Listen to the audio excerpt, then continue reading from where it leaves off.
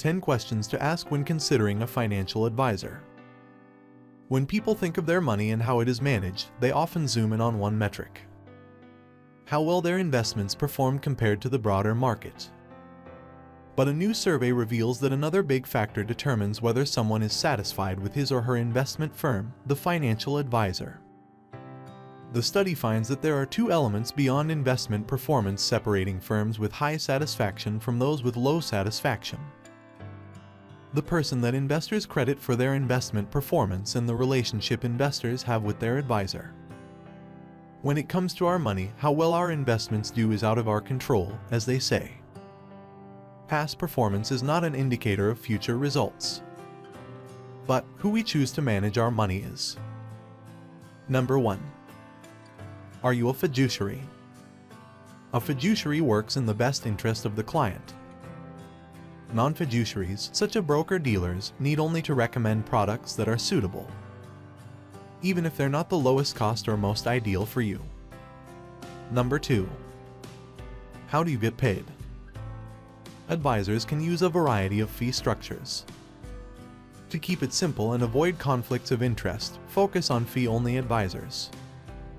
They don't get commissions for selling products.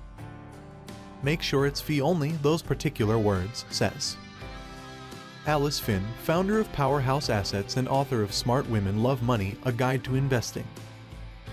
Some of the questions here are from her book. Fee-only advisors might charge a percentage of the assets they manage for you. 1% is common. A flat fee for services or an hourly fee. If cost is a concern, you may want to go with a low-fee robo-advisor or an online planning service like those mentioned above. Number 3. What are my all-in costs? In addition to paying the advisor, you'll face other fees, and you'll want to know what they are. Fees can decimate your savings over time. You can lose half your net worth without even knowing it, Finn says. You want to be vigilant. Number 4. What are your qualifications? Financial professionals can have a confusing list of initials behind their names. And whether a finance professional goes by investment advisor or has the CFP designation, it's your job to vet them. The Financial Industry Regulatory Authority's Professional Designations database will tell you what they mean, if there are any education requirements, if anyone accredits the designation, whether there's a published list of disciplinary actions, and if you can check professional status. You can also use a Form ADV to check an advisor's record. Number 5. How will our relationship work? Put another way, how much access will you have to the advisor? You want to know how often you'll meet and whether they're available for phone calls or emails outside of scheduled appointments. Number 6. What's your investment philosophy? It's important to ensure you have the same investment philosophy. Here's why: you have to believe in what they're doing to stick with it, Finn says. When financial advisors really do their job is when the market is down and they can convince you to stick to the same page, she says, so you don't sell at the bottom of a market cycle. It's also important to make sure you and your advisor align on investment style. For example, if impact investing is important to you, you may want to ask whether or not your advisor will be able to help you create a portfolio that aligns with your values. Number 7. What asset allocation will you use? You've heard how important it is to be diversified, right? Your asset allocation is how you create a diversified portfolio. It drives most of your returns, Finn says. You don't want someone who is just going to pick US, large company stocks, Finn says. Your portfolio should include domestic and international stocks, and small, mid and large cap companies. Number 8. What investment benchmarks do you use?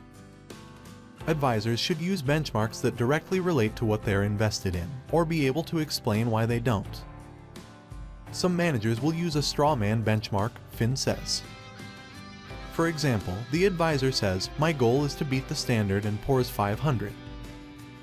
But if that advisor is investing in a diversified portfolio beyond simply large-cap US companies, that benchmark is a mismatch. Over time, they should beat the S&P 500 because they're taking on more risk, Finn says. Number 9. Who is your custodian? Ideally, your financial advisor has hired an independent custodian, such as a brokerage, to hold your investments rather than act as his or her own custodian. A la Bernie Madoff, the notorious financial advisor who defrauded clients through a multi-billion-dollar Ponzi scheme. That provides an important safety check. If I send my clients performance information, and it tells them how much I say is in their account, they can go online any minute and double-check, Fin says.